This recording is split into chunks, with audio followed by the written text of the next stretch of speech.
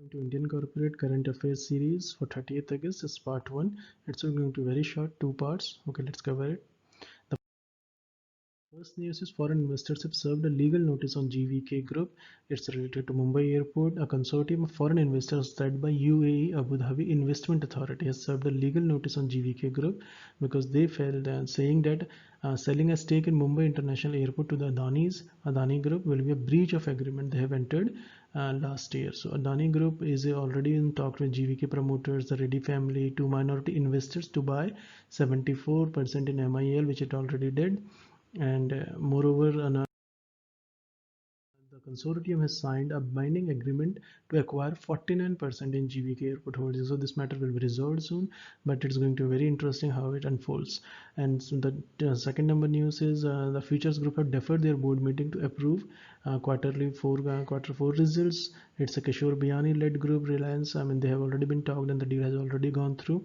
I've already made a feature on JioMart and how the Futures Group is going to help JioMart and how the JioMart is going to revolutionize the entire retail sector. So Kishore Biyani led Future Group has now set September 7 as the new date for board meetings for its approval for annual accounts for financial year 20. Now the company is already discussing and the deal is through.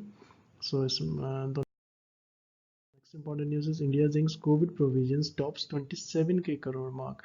I mean, basically they have kept aside 27,312 crores against potential COVID related losses.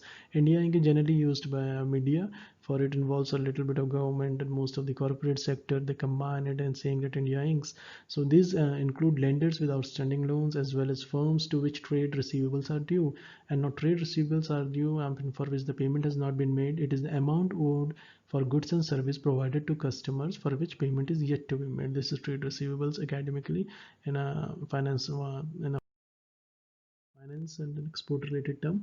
And moreover, energy majors are moving from coals to renewables. I'm seeing a part which COVID has brought to every sector, and so the need for sustainable development. They have NTPC, basically India's largest power company, and they examine to shift in energy sector. And basically in their August 2020 presentations, the sapling producers they use a new tagline, generating growth for generations. So this marks a major change in business plans for countries' energy companies. So how the future will unfold is going to be interesting.